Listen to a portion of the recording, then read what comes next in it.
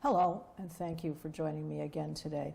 Once again, I would like to thank the Connecticut Historical Society for providing the venue today for my guest, who is Mark Greenberg. He is a businessman and an entrepreneur who is running for Comptroller for Connecticut. It's a pleasure to have you here, Mark. Thank you for having me. All right, well, Mark, on your website, it says that you've been dedicating your life to investing in Connecticut and been doing so over the past 40 years. Give us an overview of what you have been doing to create more wealth and growth in our state. Well, you know, my family first purchased Camp Birchwood in Goshen, Connecticut in 1947. So my family has been involved with Goshen and with the state of Connecticut for a very long time. And for summers, I would be there since the time I was born, and I would be a camp counselor. I would be the water ski instructor. I'd be all these things. So we've been involved, my family's been involved in the state of Connecticut for an awful long time. Years ago, I decided to invest in Connecticut in terms of raw land, and I purchased land in Killingly, Connecticut, land I still own right now, 656 acres. And I purchased land in Litchfield, Connecticut. I've also done a subdivision in Greenberg called Greenbrier in Torrington, Connecticut, where we were building 200 single-family homes. That was in 1989. And the interesting story about that, just to indicate how great the state once was, we would have 15 houses on the market, spec homes, in advance of contracts before we had roads in front of it. Because Hartford was the insurance capital of the world, if you remember, and Torrington was a bedroom community for Hartford. So it was just so vibrant, and I have vivid memories of how vibrant things have been. I mean, more recently, we did a redevelopment of a Stop and Shop plaza, Stop and Shop in my plaza in Litchfield. We've also built some houses, some townhomes on the old Eversource property, which is located in Simsbury, a maintenance facility that's been closed down. So we're very, very involved with the state of Connecticut, creating jobs for the trades and otherwise. And I have a variety of other office buildings and development land that I don't need to go on through now, but I'm very invested in the state of Connecticut. Well, I think the other thing, there's an extenuation. You build these places and you've created jobs, but then all those jobs need materials. So that extends out the growth of job creation elsewhere, because if you need wood, or you need aluminum, or you need whatever it is to build your houses, or you need electrical supplies, or any type of accessories for the home to put into it, the washing machines and so forth, that's an extension of it. So really it doesn't end. Yes. No, absolutely. It's an exponential extension. Right, exactly. You know, that's exactly right. Yeah. All right. Now, you graduated from Cornell University. You founded 2 successful companies. Your first company was Adirondack Mobile Telephone and Adirondack Radio Telephone as well, yes. Okay. Tell us a little bit about that. Well, actually, that brings back semi-bad memories, because I sold those businesses way too early. Those businesses were predecessors to the cell phone business. All right. And they were called radio common carriers. At the time, you had to apply for something called the Certificate of Convenience and Necessity in New York State, where I have these companies. So we were the radio common carrier that had that license, along with the landline company. I see. These companies have all merged into Verizon, T-Mobile, Sprint, and AT&T. Right. Just a few companies now, but at the time there were multiple companies. Yes. And I was very early in that business. That business started out as telephone answering services, basically. Beeper companies for Pagers doctors, pagers, that's right. And had I stayed in that business and not sold out very, very early, maybe I wouldn't be sitting here, I don't know. But you never go back and look in the back. We have eyes in our front. But it's a learning curve, though, Mark. It's a learning curve. So that was that early. And by the way, in 1980, my company did the communications for the Olympics in Lake Placid. Yes. Our company had a very large swath of New York State. Well, that's very interesting, because that gives you a lot of background into how you become more visionary for what you would do for Connecticut. And now you also have a firm. You mentioned all the real estate. You said it's the largest real estate management firm in the Northeast. No, not the largest. One of the largest. One of the largest. Northeast, okay. Yes. All right, I stand corrected. And since I started that, it has merged with another company. Okay. And so it was called MGRE. Is that correct? That's right. Okay. So you developed the economy there as well. Now, I think, and again, creating jobs in construction. Now, we talk about what we need in Connecticut are jobs, and what we need is to get ourselves on the right track fiscally. And the position of comptroller, the position I'm going to describe as it is via Wikipedia, it says, the state comptroller is the chief fiscal guardian of the state of Connecticut. The duties and responsibilities of the state comptroller include, among other things, overseeing state accounting, preparing state financial reports, paying and administering benefits to state employees, settling demands against the state that do not first have to be approved or readjusted by the General Assembly, administering miscellaneous appropriations for employee taxes, insurance and health services, and administrating grants to police, firefighters, and municipalities. Now, I think one important factor here is for people to understand there's a difference between the treasurer and the comptroller. And the average person perhaps looking at some of these elections go, well, what's the difference? Aren't they both handling the money and have it come? The treasurer really, if I understand it correctly, is the sort of the revenue that comes in and the things that go out, but yours has a kind of a broader reach, would you say? Well, the treasurer invests money, quite a different position. Yeah, comptroller. We just had a commercial called Comp What? The bottom line is very few people know what the comptroller or controller, as it's sometimes called, does in the state of Connecticut. My job when I meet the folks out there is telling them what we do per statute, as you just read, and what I'm going to do. Yes. See, because what we've been doing hasn't worked. Yes. You know, the very narrow reading that you just did of what the comptroller needs to do doesn't work, hasn't worked. Because the controller is essentially right now a rubber stamp for what the governor wants. Yes. Yes, I would say it's a little bit of a water carrier. Oh, absolutely. Yeah. And as a matter of fact, Kevin Lembo said as much on a live mic 2 weeks ago. We're going to expand that because the job as it's called now, or as it is in statute, hasn't worked very well. We're in a constant quagmire of budget red ink, time and time again. What, 2 weeks after we had the bipartisan budget, we were $212 million in the red. Right. 2 weeks after it was signed. Right. So I'm going to enlarge the role, and I'm going to do more to make sure that I'm involved with those conversations on what the budget will be, not only certifying that it hasn't worked or what the deficit is going to be. Yes. And I'm going to be looking top to bottom for inefficiencies in government. I'm going to do an audit of all departments, every single one. And if I think that the Department of Transportation has earned an F, I'm going to grade the DOT as an F. And I'll also give grades of A for the departments that spend our money wisely and do their services in an efficient manner, as we do in business. Well, do you see the department, well, again, you have to do your investigation, you have to do an overview and a strategy moving forward. Would you make that clear to the people at the time that you're doing it, or does it have to get internal approval before you can say, okay, we're going to change this and change that? How does that work? If you say you're going to go to the governor and you're going to say, I want to do this, this department needs to be reduced, we need to cut that out, is that something that needs to get approved before you tell the public? Because I think the public is becoming more involved and wanting to listen to what's actually going on. They're not taking the rubber stamp, okay, that got taken care of. I think they want to know how it got taken care of. And what does that affect? So your comment on that. You know, I'm not going to seek approval on what I think and what I say. I'm going to be completely independent. That's one reason why I haven't endorsed anybody, because if I endorse one and then the other person ends up in office, then there'll be some anger perhaps. I'm going to be completely independent. And I'm perhaps going to say more than some of these folks might want me to say. Yes. But I don't really care. You know, I don't need a job. I look at this state as being the greatest state in the union still. I want this state to be as great as it once was. I want my 5 children to live in this state. So I don't really care if people like me.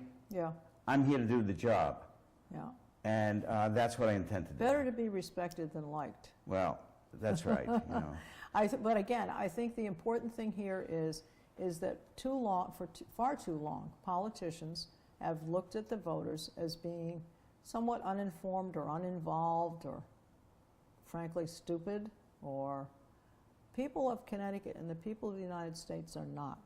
And I think one of the reasons is they've woken up to the fact that maybe they've been asleep at the gate too long, and that's how things have gone where they've gone. The politicians, the insiders, as I call them, are most interested in making sure they're reelected, most interested in making sure they have their power. They care less for what the people care about, unfortunately. When I was running for Congress, I called for term limits. I have a real belief that people should be in office for the right reasons, put in their time, and then go home. You know, in that case, go home from Washington to home. I mean, frankly, I believe also in term limits for state as well. I can tell you one thing, I'm not going to be in office for more than 8 years. And frankly, if I could do my job well and turn the state around, I won't be in office for more than 4 years. Yeah. I'll go back to my lovely family and my children. I don't think that we need career politicians. They get so happy with their seat, their power, that they don't look after us. It becomes an assumption. Yes. Well, you know, in business, in corporations, for which I was involved in for many years, there was always such a thing as a succession thing. Now, you can't plan a succession in politics because obviously voters change, voters' opinions change, things happen in the world, so that changes. But many times I think if you want if it's a successful strategy that you've used and it is done well by and for the state, then you're training people behind you who could easily run when you're ready to say, okay, I've done it and I'm going to hand over the reins. And that person will be knowledgeable, will continue with the same objectives and format and strategy and so forth as what you've been doing. Well, maybe the next person will see, gee, Greenberg was successful in his 4 years. He brought down the budget from $20 billion to $18 billion. He graded the departments. He refused to take a pension, lead by example. Yes. So I'll create the mindset for the next person. The culture, exactly right. Right. Now, to that end, we're involved in a bad culture. We're involved with a 25, 30, 35-year culture, which has done nothing good for the state of Connecticut. Well, I've asked this question of other people I've interviewed. What would be your opinion as if things, however they turn out for the elections, if things were done properly as you would see them, how long will it take us to get us out of this hole, as it were? Hard to say. I don't mean to not answer directly, but it took us 20. I point to the income tax as the beginning of the steady downfall. Because with the income tax and then the increasing rates of the temporary income tax, I'll point that again, we then became uncompetitive with our neighbors, our competitors, New York, Rhode Island, New Hampshire, Vermont. So it's hard to say. Remember, I could use this position for bully pulpit. Yes. Show how we should change things. Yes. Show how we could reduce cost, become more efficient. But I can't force the legislature to listen to me. Yes. So it's hard to say. I mean, I think that if we do things the right way, we could be back on the right track in 2-3 years.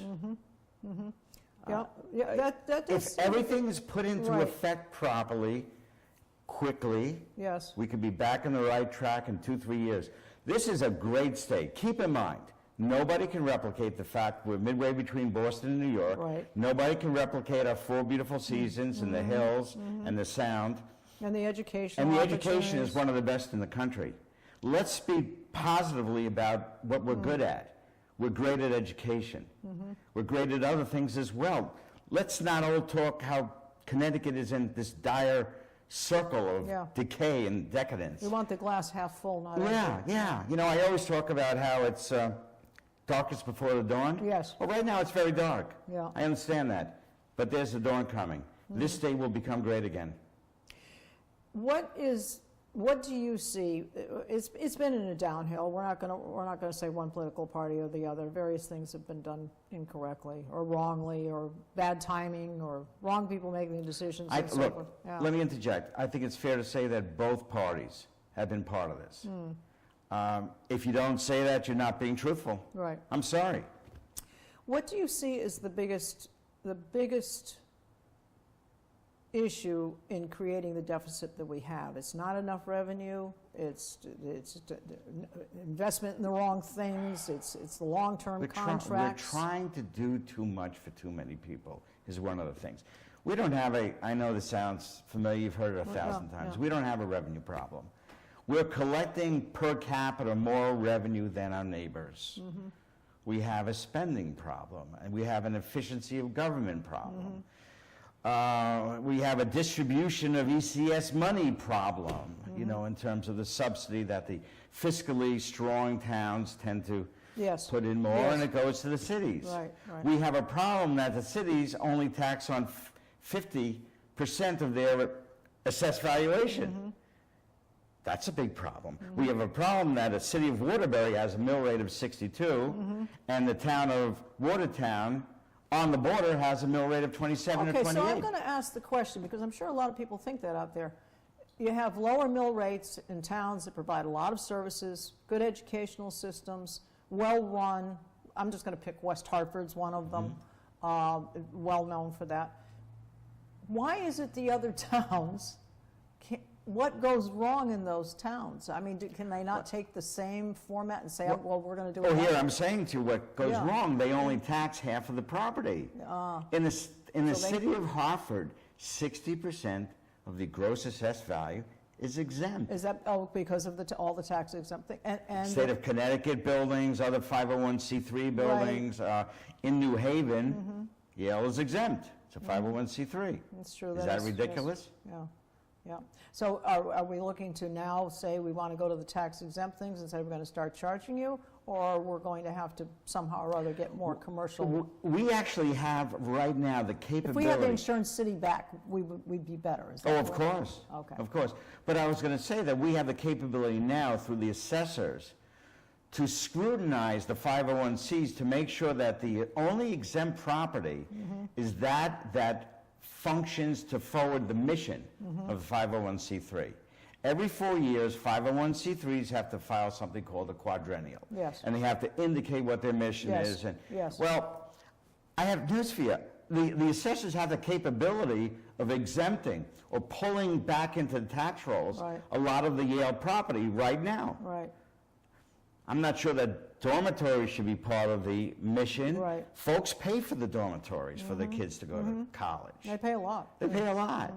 So we have the mechanism right now to pull back into the assessed valuation and the grand list. Yeah. Properties now exempt, right now. Yeah. And I'm not so sure that the Yale shouldn't pay full taxes anyway.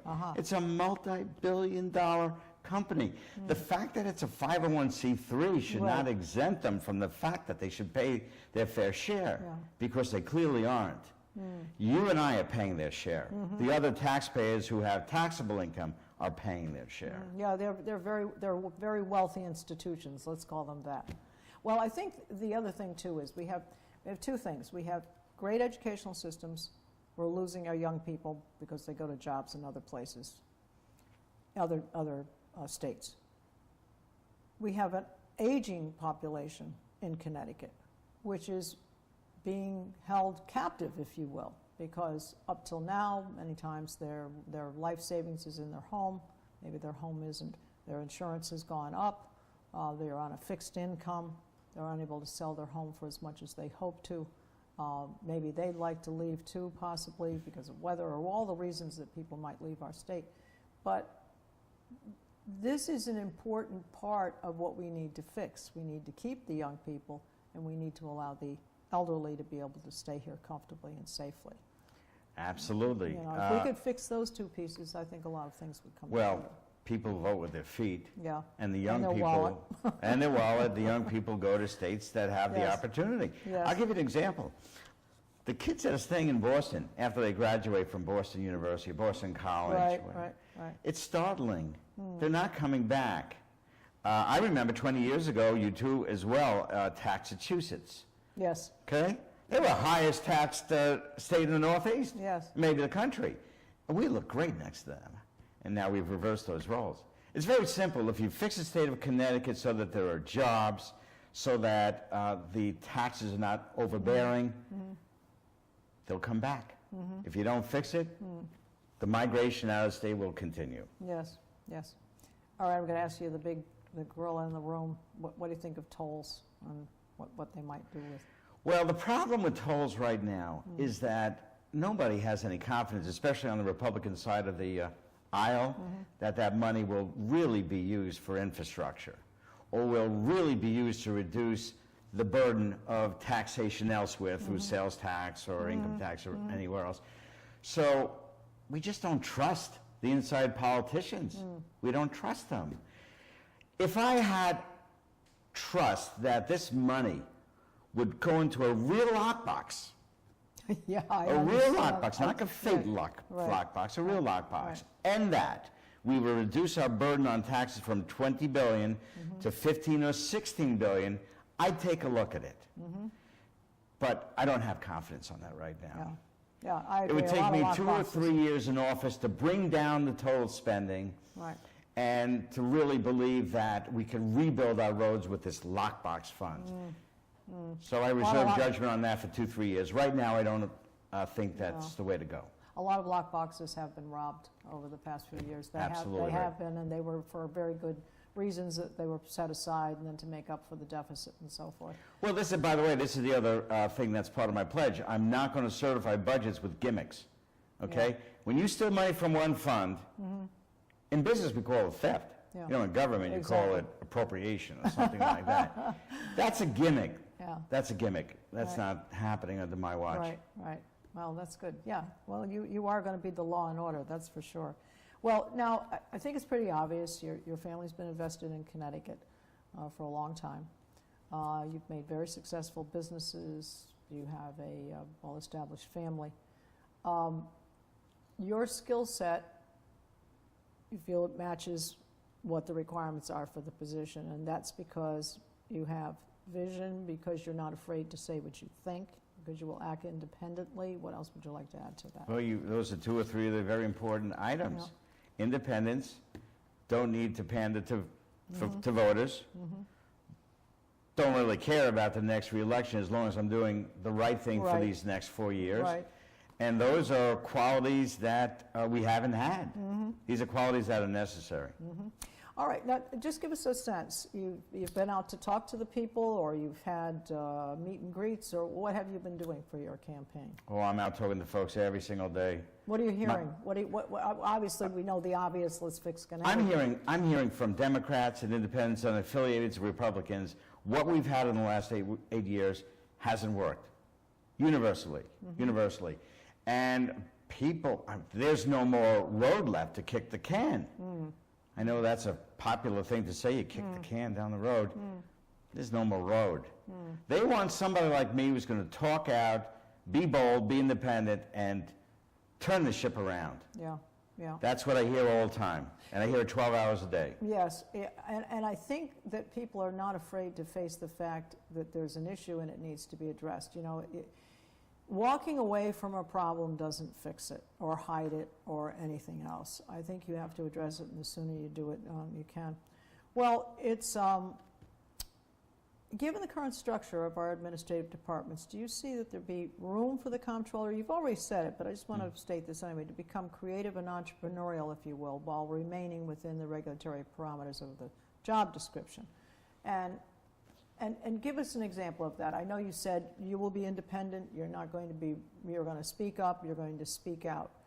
What might be the first 2 or 3 things you would do in office? I know you said first you were going to take an overview, you were going to take an investigation, you were going to look into everything. What do you suspect would be one of the first things? First thing is top to down, or top to bottom audit, which is number 1 on my checklist, and reducing the spending by $2 billion. Okay. If you do an analysis, and I've done it, per capita on what we spent, Yes. we spend more per capita than all of our neighbors. Our competitors, again, New York, Massachusetts, competitors in the Northeast, we have to bring that number down. We bring that number down, we're bringing taxes down. We're starting to create a buzz that, geez, this state is changing again. You know, we're going to burden our people less. We're not going to burden them more. We're going to be friendly to businesses. we're going to have a smile on our face in the Department of Motor Vehicle, and we're going to reduce lines. Why has our attitude changed so much about businesses? Why is it we're so unfriendly? Why is it we pay companies to stay here? Okay. $10 million to make a company move from Wallingford to Hartford or whatever. That doesn't even seem to be rational. None of that makes sense, and I have personal examples of that where the state of Connecticut, for instance, gave $2,840,000 to Waste Management. At the time it was called Oakleaf. And they moved 6 miles up the road to Windsor. This was a gift. This was not a loan. Yes. Waste Management, a gift. Yeah. Okay, now at the same time, they were negotiating with me for my building, because they were my tenant, Right. for a 10-year extension. They told the state of Connecticut that if they didn't get this grant, this gift, they were moving down to the south. Yeah. Out and out lie.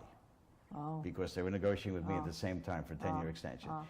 This administration is in the process of bribing beyond belief, trying to bribe these companies to hire people, not move, whatever the case might be.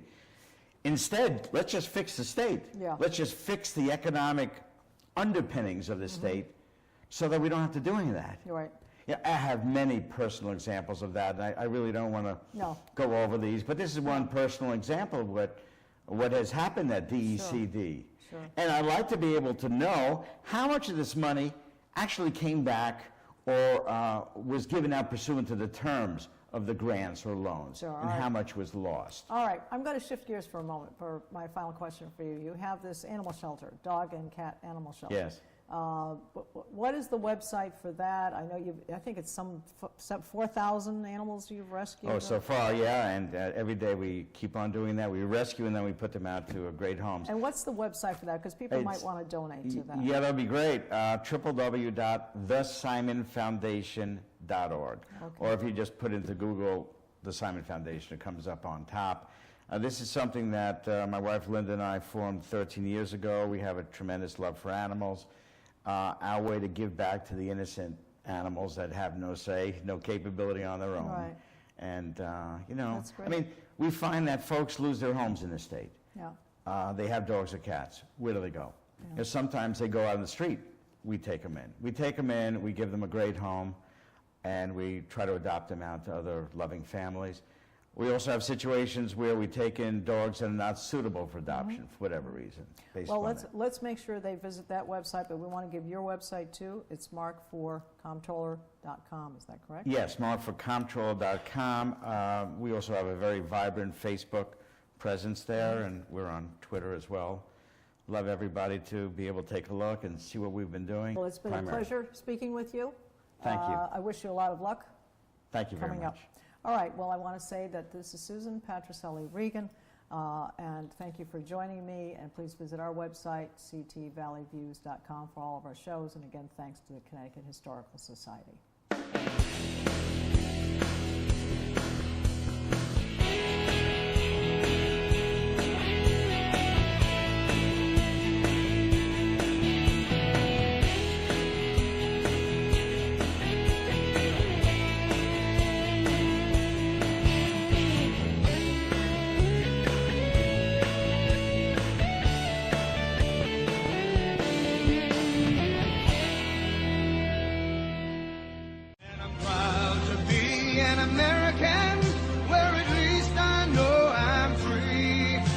I won't forget the men who died, who gave that right to me, and I gladly stand up next to you and defend her still today.